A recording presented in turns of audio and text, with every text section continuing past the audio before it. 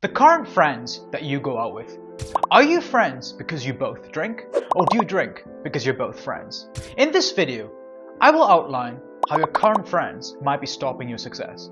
I will also give you 3 powerful steps to help you find friends that will help you succeed. So picture this, you're catching up with a friend and they ask you how you're doing. Excitedly, you share a recent achievement with them. Something that you've been working hard for. But then you notice it.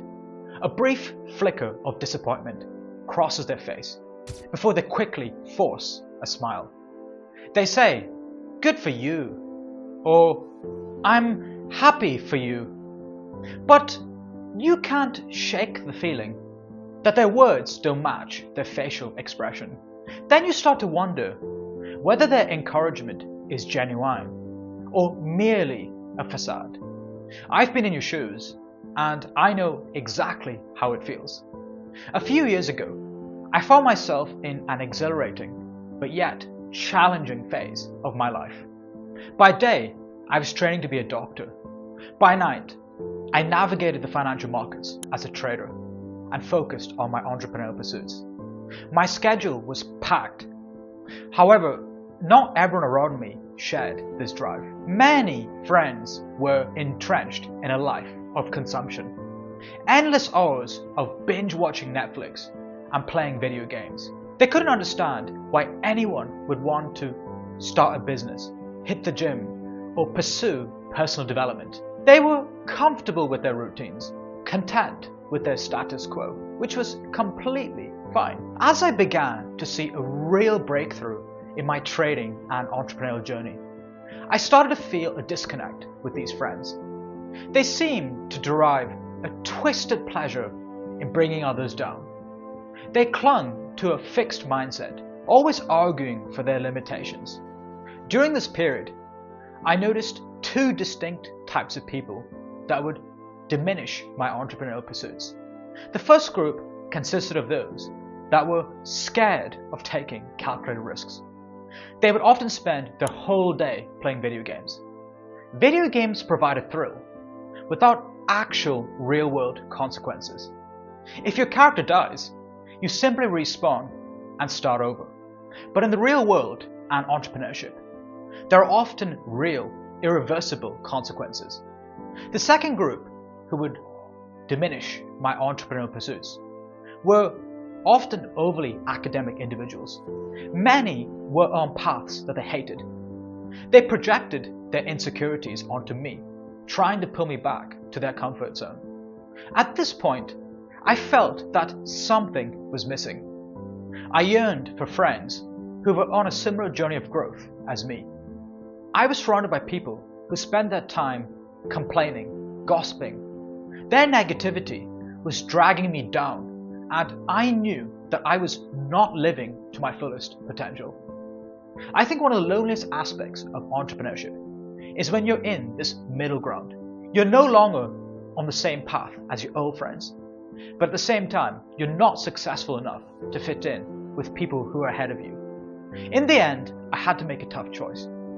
I decided to withdraw from some of these negative friends. This decision boosted my progress as a trader. It enabled me to find new, like-minded friends who shared a growth mindset. Spending time with these people left me feeling inspired and motivated. The current friends that you have, do they talk about people or ideas and goals? Are they still friends with you when they see you doing better than them? A key lesson that I learned is that spending time with an unmotivated social circle might be what's stopping you to get to the next level in your career. Imagine a bottle of water. That bottle of water might be worth $1 in the supermarket. It might be worth $3 in a restaurant, and it might be worth $5 in the plane. Location has changed the perceived value of that exact same bottle of water. Similarly, if you're currently feeling undervalued, changing your environment or location might be a game changer for you. Perhaps consider moving to a city where people in your industry congregate. If you're the smartest person in your network, it may be time to reassess your social circle. When we were growing up, most of the people around us were probably not as successful as we aspired to be. Their worldviews often shapes the lens through which we see the world, limiting our potential. And we never stop to question such beliefs. Many people are friends simply because of similar circumstances. Would you still be friends with some of your high school friends if you hadn't attended the same school together? Most people shy away from taking calculated risks, like learning new skills or starting a business, because they're too worried about the opinions of others. Going back to the Stone Age, when we were cavemen, we went around in groups. The caveman that went away from the herd had a high chance of being killed. The main problem with following the herd now is that you could be stuck in a 9-to-5 job that you don't like, or live a life of mediocrity. Many people fear failure so much that they abandon their dreams. Then they project their limitations onto you. Your progress highlights their insecurities, which makes them feel threatened. It's easier for them to believe that your success was a luck, a fluke, or because you had some rich parents, than to believe it was as a result of hard work and sacrifices. It's always easy for a bystander to criticize, but the real story belongs to the person in the trenches, the one who starts a business or learns new skills and keeps pushing forward. Cynics are often heartbroken by their own failures. They might say, "It's not going to work," hoping that you will give up on your goals, so that they can justify their own inaction. The reality is that most people don't even like themselves. They work a job they hate and then numb their dissatisfaction with hours of Netflix. You can't please everyone unless you're an ice cream man. Actually, even still, not everyone's going to like your ice cream. Another realization for me is that there are two types of people that react to other people's success. One type feels jealous and depressed, but the other type feels motivated and inspired. Many people only want the version of you that benefits them. When you're on your way up, people cheer you on because it reminds them of their own dreams. But when you surpass them, they might stop supporting you because your success might remind them that they gave up on their own dreams. It's important to surround yourself with people who celebrate your successes and support you during tough times. If someone isn't happy for you, tries to downplay your achievements, or withdraws encouragement, then they're not truly your friend. People who have made it and are above you are rarely going to make fun of you. They understand the struggles of starting from scratch and have been in your shoes. According to Aristotle, one of the greatest philosophers of all time, there are three kinds of friendship. The first type is friendship of utility, and these are friendships based on mutual gain. The second type of friendship is friendship of pleasure, and these are friendships based on shared interests. Think back to your high school when you played sports. As soon as you stopped playing the sports, you lost in touch with those friends. The third type of friendship is friendship of virtue, and these type of friends positively influence you to be a better person. It's important to recognize harmful relationships that hold you back. If you're drowning, clinging to someone who's struggling isn't going to save either of you.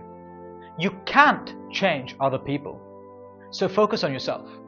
It isn't your job to prove yourself to other people. It's important to set boundaries and realize that you don't owe anybody anything. Fear of others' opinions often hold many back from pursuing their own path. They worry about losing friends or being judged. Breaking free from a toxic friend group takes courage, but it could be the catalyst for your success. But you might be thinking, "But Kieran, we've been friends for years. We're part of the same friendship circle." Yes, that does make things a bit more complicated. Ask yourself, are these friends helping you to be the person that you want to be?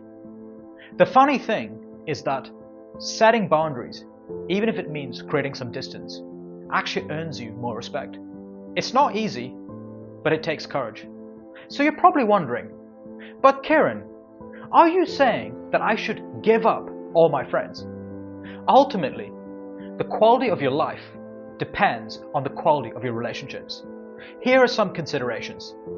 Step 1. Evaluate your current friendships and identify any negative influences in your life. I'm not saying that you should throw all your friends out.